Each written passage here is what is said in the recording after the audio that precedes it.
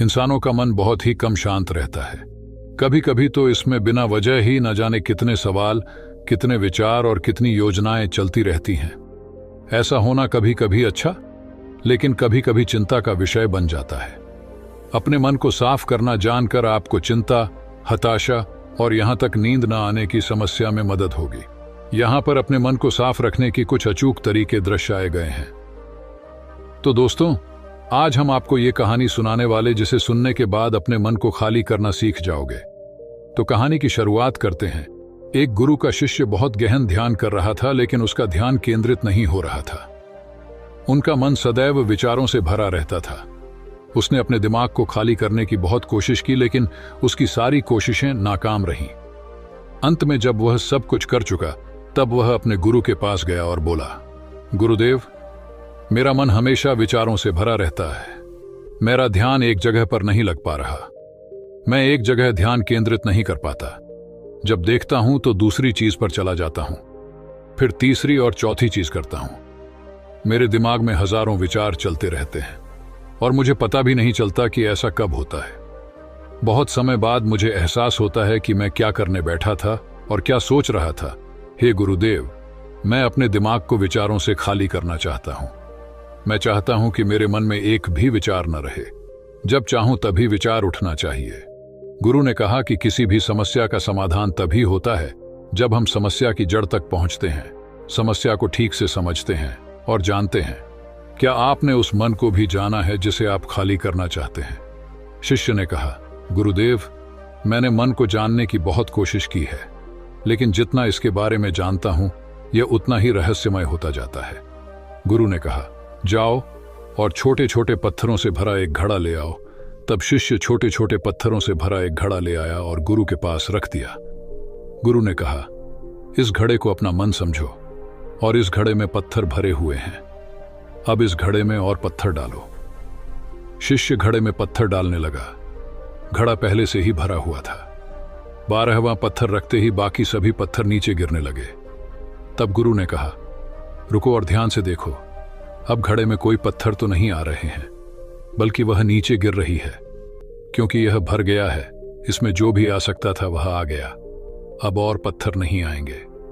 यदि आप दूसरा पत्थर लगाना चाहते हैं तो पहले पत्थरों को बाहर निकालना होगा। शिष्य ने तुरंत कहा, गुरुदेव, मैं समझ गया कि आप क्या कहना चाहते हैं।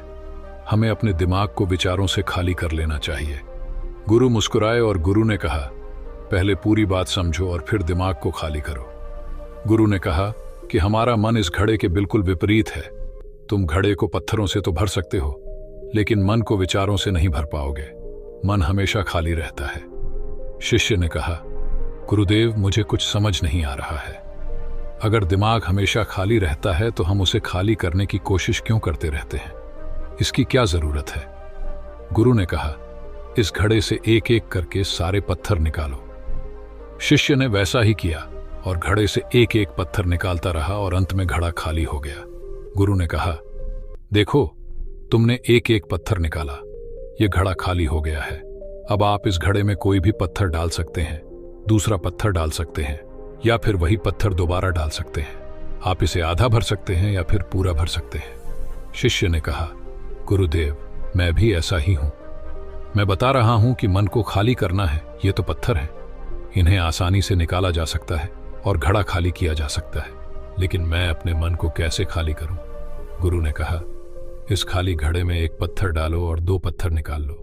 शिष्य ने यह कहा, ऐसा कैसे हो सकता है कि जब इस घड़े में एक पत्थर होगा तो एक ही पत्थर निकलेगा, फिर 2 पत्थर कैसे निकल सकते हैं?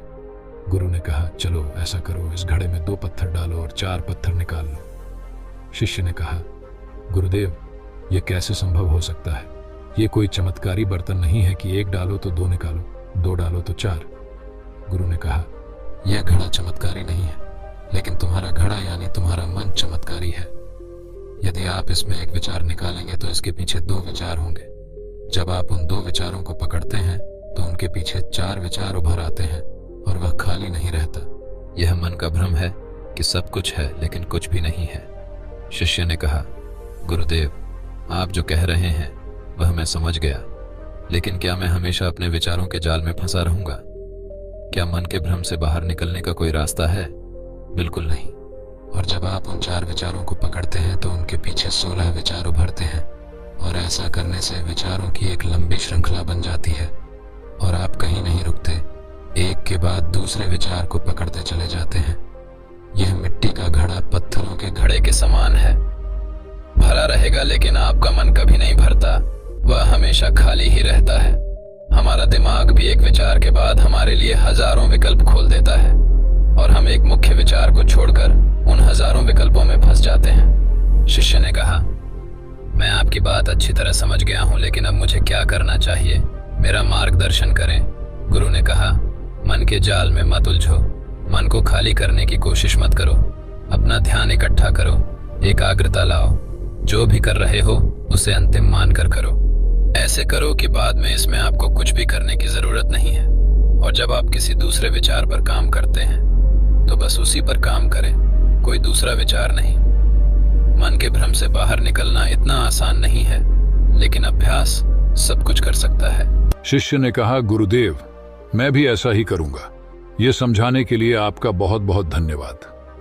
हम सभी अपने दिमाग को खाली करने की कोशिश करते हैं, मन में उठते बैठते विचारों से परेशान रहते हैं।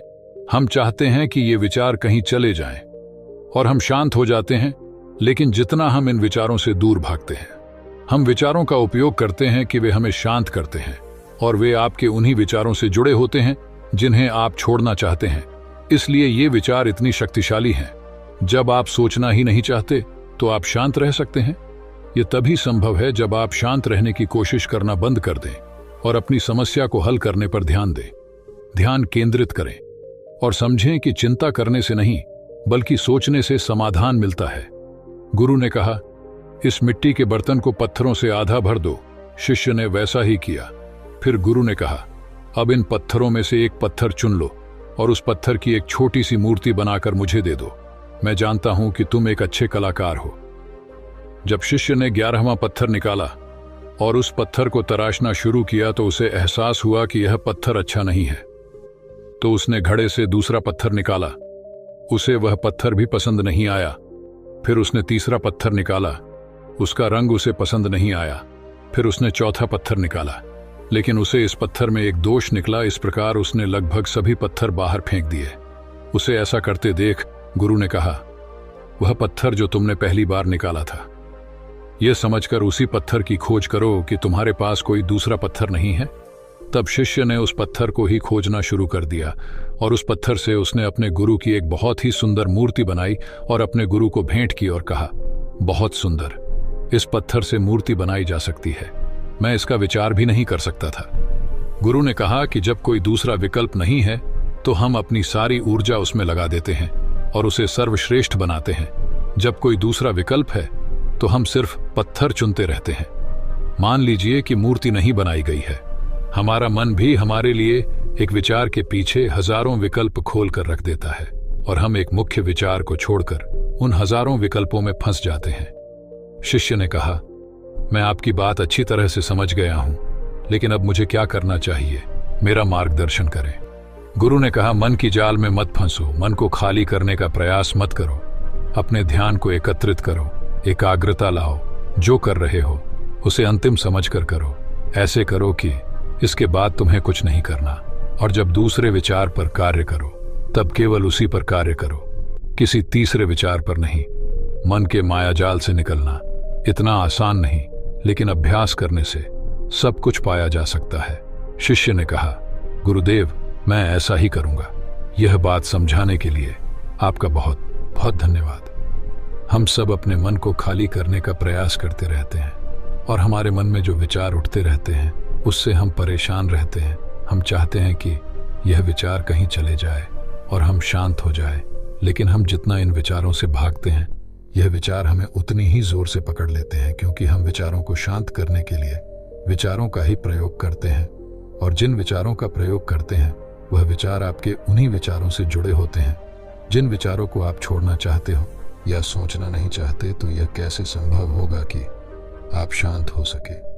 यह तभी संभव हो सकता है जब आप शांत होने की कोशिश ही छोड़ दें और अपनी समस्या के समाधान पर ध्यान दें। एकाग्रता लाएं, ध्यान लगाएं और इस बात को समझें कि चिंता करने से समाधान नहीं मिलते, चिंतन करने से समाधान मिलते हैं। दोस्तों, आज की यह कहानी आपको कैसी लगी और इस कहानी से आपको और क्या सीखने को मिला, कृपया यह भी हमें कमेंट करके बताएं। साथ ही अगर आपको यह कहानी पसंद आई और ये आपके लिए उपयोगी लगी तो इसे अपने दोस्तों के साथ ज़रूर शेयर करें।